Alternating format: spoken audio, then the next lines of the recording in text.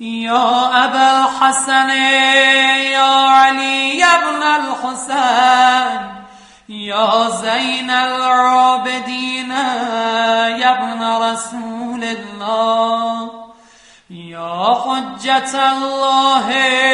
على خلقه يا سيدنا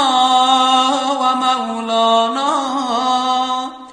إنا توجهنا واستشفعنا وتوسلنا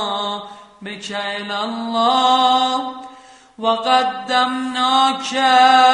بين يدي حاجاتنا يا وجيها